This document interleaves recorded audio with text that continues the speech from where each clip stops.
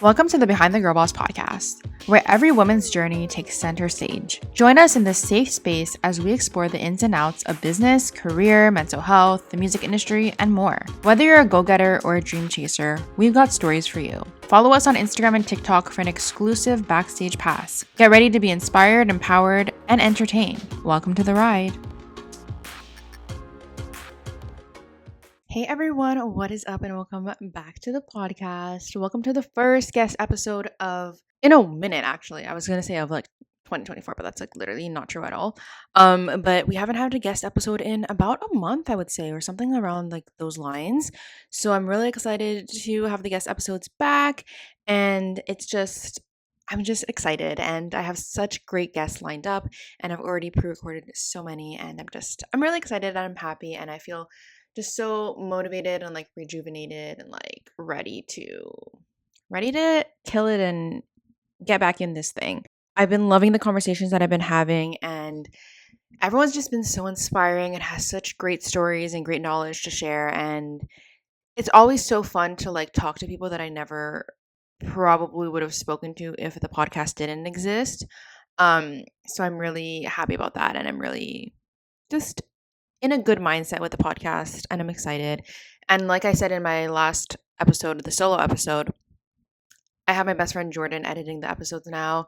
So it's really fun, and it just takes such a big weight off my shoulders and makes this experience a little bit more exciting and more fun because I enjoy the conversations so much. But because I do podcast editing, video editing all day for my full-time work, editing my own stuff can be a little bit annoying and just tiring, and I have to relive the conversations. Even though they're such great conversations, it just took so much time. So having someone help me out now has been great, and I've just been very grateful.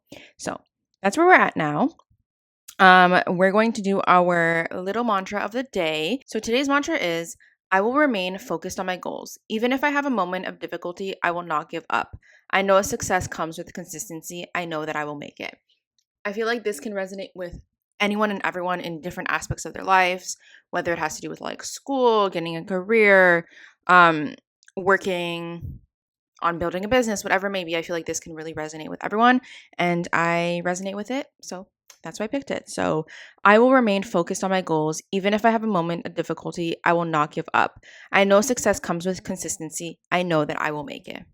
Love that. But yeah, I'm so excited for today's episode. It's such a great one. Today on the podcast, we have Ashley Lashley. Ashley is a climate activist and UNICEF Youth Ambassador. She has a big passion for sustainability, building awareness of climate change, and providing opportunities for young people. Her passion for all of this led to her creating the Ashley Lashley Foundation and the Hey campaign. Ashley has been able to cross paths with such powerful individuals such as Hillary Clinton, Sophia Carson, and so much more. On the podcast today, we spoke all about climate change, what it is, why it's important, why we need to, as a society and as a world population, come together and fight against climate change because our world and our earth is not doing so well. We spoke about what it's like being a young woman in this world. We spoke about public speaking. It was such an inspiring and great conversation. And if you are someone who's an activist or interested in climate change or interested in any of these aspects or any of these topics, I really do think this episode will resonate with you. And without further ado, let's jump right into it. Hey everyone, what's up? And welcome back to the podcast. So today we have Ashley with us. So hi, Ashley. Hi, how are you doing? I'm good. How are you? I'm good. Well, I'm in Barbados and it's really hot, but as you can see, I try to slay for this podcast. I love that. I hope you're having a great time. Yeah, do you want to start off by telling us a little bit about yourself, who you are, what you do? Yeah, so I'm an island girl. I'm from Barbados. And what I do, I have my own not-for-profit organization entitled the Ashley Lashley Foundation.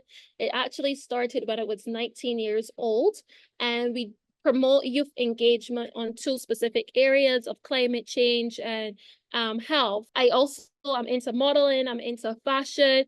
I have my own modeling agency at home where we try to provide international opportunities for young women in the modeling sector in Barbados and across the Caribbean. So that's a brief summary of who I am, what I do. And apart from that, I'm also a UNICEF Youth Advocate and also a CARICOM Youth Ambassador. And I was just recently appointed as one of the youth advisors to the Global Center of Adaptation CEO panel. So that's Wow. me in summary.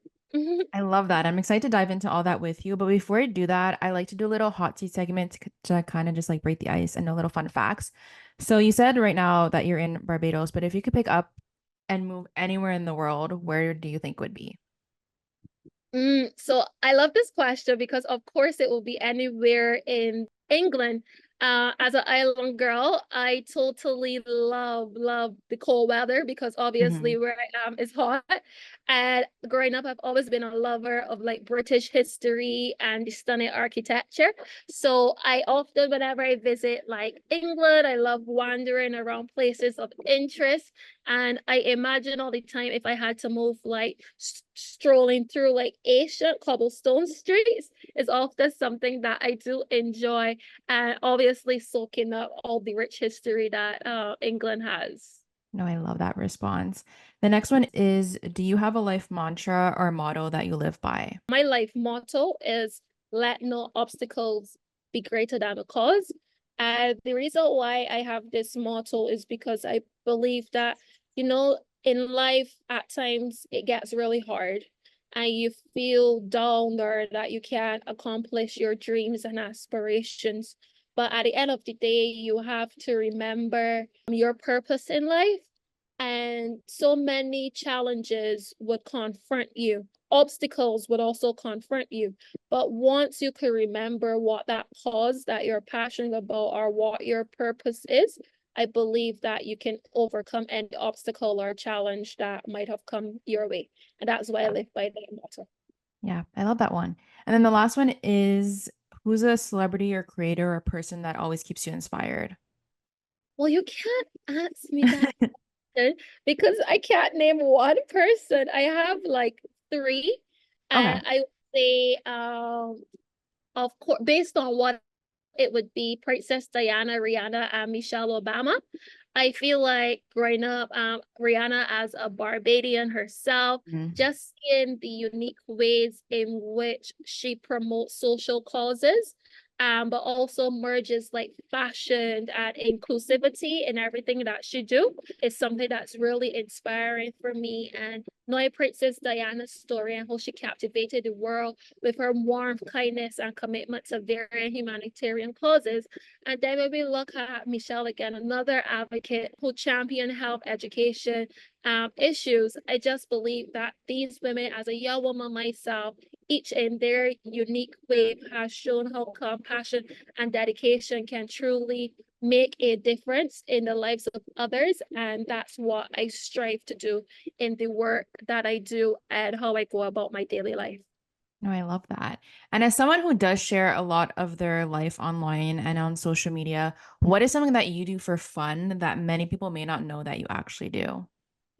Well, something that I do for fun. I often like doing indoor skydiving. So Okay. I tend to do that. I mean, I won't try the real life one, of course, but I just have like doing the indoor skydiving is just often one of the fun activities or ATV riding with my friends. I love that. And growing up, did you always kind of see yourself working in this field that you're in now, or did you have like a different path in mind at first? No, growing up, I wanted to be an actress. I wanted to be a chef. I wanted to be a veterinarian. I had so many dreams growing up, and I would have never envisioned that I would have been in the charity or not-for-profit space. Growing up, I used to like give a lot of trouble. One, always used to speak out loud. So I really had a big mouth at what persons would say, and sometimes like persons used to consider it rude. But I just think that me having expressing the way how I felt about certain situations, whether it was right or wrong, have Mhm. positioned me into the advocate that I am today. I would say even like through my high school journey into becoming Miss World Barbados, all of that cornerstone the woman that I am today because I remember even through the Miss World journey, Miss World has a motto of beauty with a purpose, and it Hmm. goes way beyond beauty, but into causes that you're passionate about. What is your purpose? Beauty and brains. So I would say that with those platforms that have been granted the opportunity to be a part of, have determined the way and the career path that I am currently in. And because of that, I'm like, I'm done planning anything that I want to do with my life. It doesn't make sense planning because every time I plan that I'm going to do something, the universe just decides I'm Hmm. going altogether. So I don't say opportunities, any opportunity that comes my way, I often say yes once I do have the time. And I just go with the flow. And I'm that type of person that loves trying something to see if it works for me, if I'm passionate about it. Hmm. And I think because of that mindset, that's how I got into the field that I am today as well. Yeah. And what would you say was like the starting point of you starting to like talk about and really take an interest and care into climate change and sustainability? Well, it started in high school where in Barbados, I had formed the Schools Against Non-Communicable Diseases to bring awareness to young persons about non-communicable diseases and what it means to maintain a healthy lifestyle. Hmm. And then from there, doing research, I've recognized that the impact of the climate crisis is also linked to a person's physical health and their mental health. So one day I had an idea of starting a global movement to connect young persons from the Caribbean to those in the UK, to those in the US, to those in Africa. And I remembered I went to UNICEF office because there's a UNICEF office based in Barbados. And I did a pitch about started this global movement with young persons advocating for climate and health justice. And they loved the idea. And this all came around when me and my dad was watching, I think it was BBC World News, and we saw when the former president had pulled out of the Paris Agreement. And for me, that was like a reality check and a shocker. Hmm. So that's how I ended up in this overall sphere. And then going into UNICEF, pitching the idea to them, they totally loved it. I got a mentor from UNICEF, climate and environmental specialist. He became my mentor for a whole year. And that's how the Ashley Lashley Foundation was essentially started, having an idea based on having ambition to pitch it and also having a dream of uniting young persons from the Caribbean to other young advocates across the world. I feel like we all should know about the climate change crisis at this point, but if someone's listening and they're not sure what it is, can you give a brief like description of how it's affecting us nowadays? Well, I'll try to break it down like this. So imagine Earth is a giant lovely cake and it's baking nicely in a well-regulated oven. But then humans come along and we start fiddling with the oven knobs. And we've been adding too much carbon dioxide, methane, and other greenhouse gases in the atmosphere, like dumping a load of extra sugar, flour, yeast into the cake mix. But now that oven our atmosphere is getting hotter and hotter. So instead of our cake or the earth baking perfectly, it starts to overheat. And the ice, which are the polar caps, begins to melt and begins to slide off, making it a great mess. And the sponge, which we can consider the weather patterns, becomes all unpredictable because sometimes it's too dry, which can result in like droughts. And then sometimes it can also become too soggy, which can result in like floods. And occasionally with bits, that also rises too much of the like our sea levels.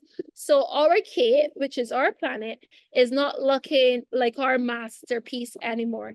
So it's more looking like a disaster, which we don't want. So Yeah. if we really want to save like that cake from becoming overcut, melty, and unpredictable mess, we need to cut down on those greenhouse gas emissions, use more renewable energy, and take care of our beautiful planet. And I try to put it in that way so that it's more relatable to Yeah. persons because at times some persons still don't think climate change is real. Some persons don't really understand it, but just explaining how if it's one thing that persons love is that of a dessert.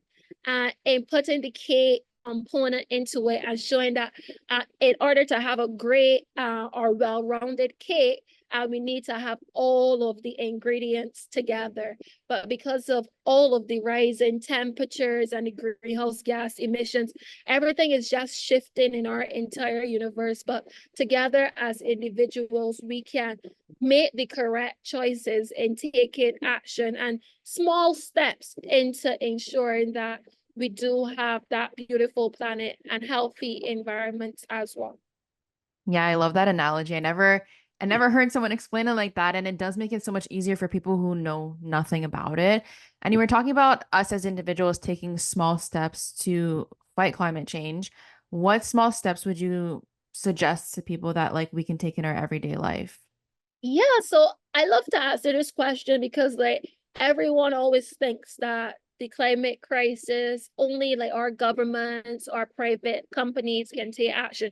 But I feel like we as individuals, we can take small steps at being sustainable within ourselves by simply the 3R concept of reduce, reuse, recycle by simply minimizing your waste, by recycling and reusing products. That's one example that we can be more sustainable. By using energy efficient appliances and light bulbs in your households is another way that we can become more sustainable. Remembering to turn off lights and unplug electronics when not in use, that can also be another way to be sustainable. Energy efficiency is key, but also like we can walk, we can bike, or we can use public transportation instead of driving. Like carpooling and sharing rides is often one of the ways that we can reduce emission. We can also collect rainwater for gardening purposes. There's so many different small steps and actions we as individuals can make to start implementing sustainable practices at home. For sure. And you have a pretty big platform on Instagram at the moment, and it's continuously growing. When did you decide you wanted to start sharing your journey online and also starting to do like public speaking and going to events? I think it all started through the Hey campaign, where I began advocating for the necessary climate and health justice and bringing over 200 young persons from all across the world together to advocate for the necessary climate and health justice. For instance, persons still don't understand that the impact of extreme weather events that's linked to persons' mental health. When a disaster occurs, it totally eliminates persons' livelihoods.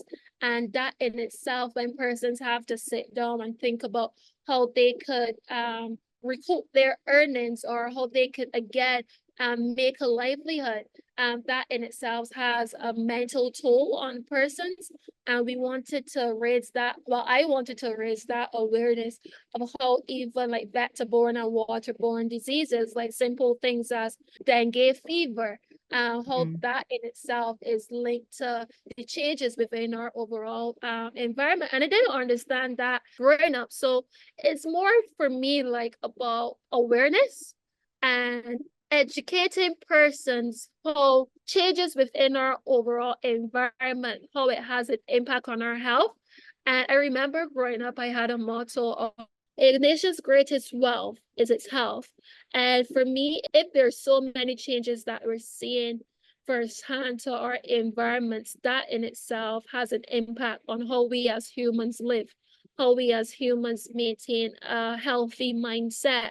And I wanted to showcase that on my platform and other young persons as to their role in taking action for the climate and health movement. Yeah, for sure. And do you ever get nervous either sharing a lot of things online or even going to speaking engagements and meeting big people and people of power and all these things? Do you ever get nervous? And if you do, how do you kind of combat that? I of course always get nervous. Like I think I've been doing this for the last like I would say like 4 years full-time public speaking and advocating. Every single engagement, I always get like those Yeah. butterflies, knots in my stomach. And how do I combat it? I combat it by like talking to myself, like positive affirmations remember why I'm here, like sharing my story with the world in order to impact others. And then once I begin to open my mouth and begin to talk, then everything just blurps out. And Yeah. that's how I deal with it. And often, like times, like having that good support system to cheer me on and stuff, I think that has often and always been a help too. Yeah. Has there been ever a time where you were kind of like starstruck or you met someone of like power or like a celebrity or anything doing this work? And how was that for you?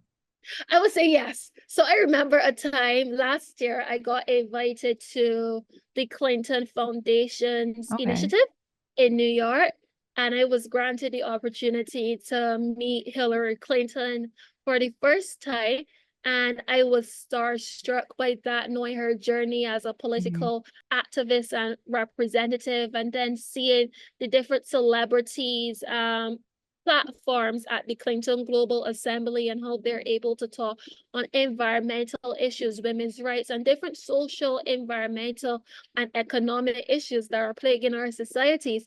I think that was one of the moments that I've been most starstruck. Even last year, your friend with Sophia Carson, like growing up, I often Mhm. listen to her music and saw her online, and I was able to share a panel. But interacting with these persons, it shows me that at the end of the day, like despite their platforms, like they're human as well. They're like super like friendly to engage with, and they're extremely relatable. And I think like at times persons might get like starstruck and scared of interacting with different celebrities, but a lot of the persons that have been granted the opportunity to meet with, they've been humble and so like supportive of the stuff in which myself or other young persons are currently working on. Yeah, I love that. So at the beginning, you said that you're into fashion and you love fashion. How do you make sure that with clothing that you buy and everything that it's sustainable? Because there's so much fast fashion nowadays and all that. So how do you navigate that? Fast fashion is a major thing right now within our societies. Hmm. What I do, I often like thrift shopping with my friends.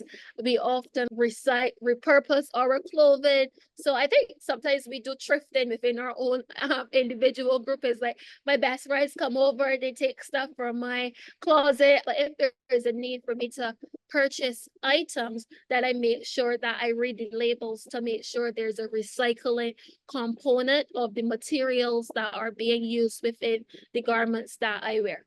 Hmm. I love that.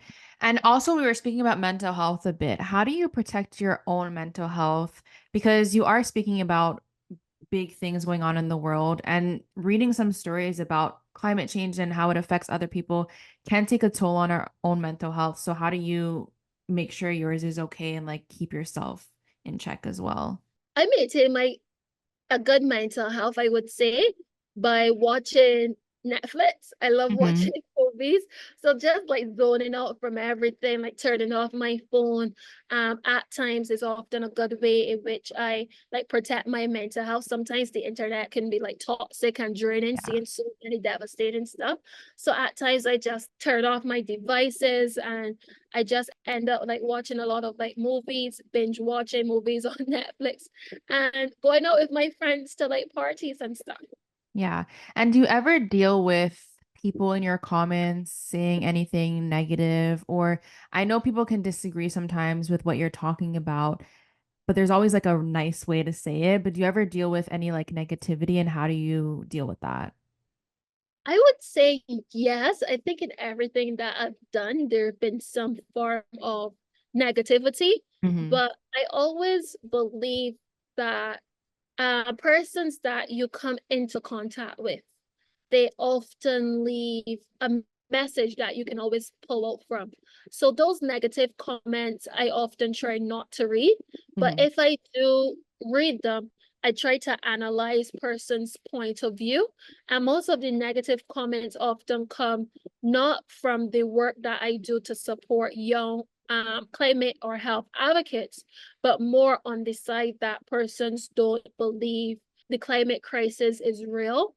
And in everything that I do, I try to see how I can provide opportunities to young persons. So even in dissecting those comments and being a sustainability advocate, I try to find creative ways that I can show persons and get persons to understand their role in taking climate action, but also the different changes that we're currently seeing towards our overall environment. So it is a process, because the reality is each and every one of us have our own opinions on different matters. At the end of the day, it boils down to your own beliefs and Mhm. your own like belief system. So for me, again, it goes back to continuing to advocate on my different platforms and trying to find those creative ways that you can show those linkages to the climate crisis and how it impacts persons' health, but also how we can continuously, through the Ashley Lashley Foundation, to provide access to young persons globally on agriculture projects, on energy projects, or not-for-profit organizations or movements that they want to start. So even through the foundation, we've been supporting young persons projects for the last 2 years. This would be the third year that we've just released another global call for funding. It's called the Hague Global Climate Fund, where we provide grant funding to young persons on their climate and health related projects. So I think it all boils down to opportunities that you can provide for persons in general, and showing persons how they can maintain a livelihood and an income despite the impact of the climate crisis. Yeah, for sure. And talking about your foundation, in November, you're going to host the Caribbean's first Climate Change Gala. Can you give us a little bit more details onto this and what it's going to entail of and what your kind of goal is for this event?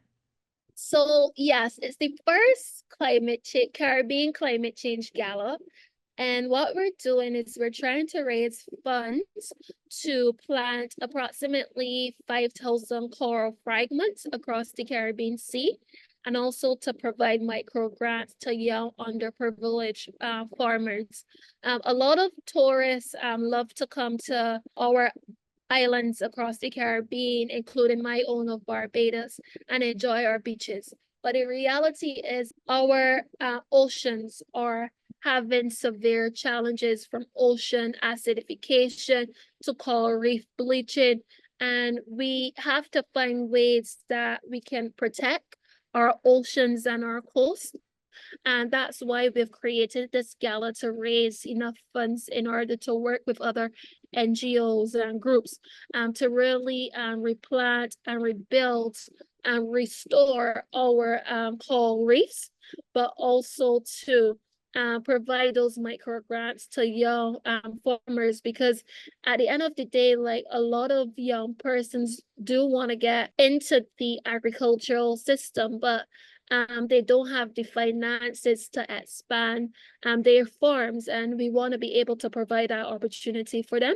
So we're having a 5-day event, and the gala is actually the concluding activity, because we'll also be having a Soul for Change concert, a Soul for Change picnic, and we're also bringing the sustainable fashion element as well by having a sustainable fashion show. So that's what the program would entail.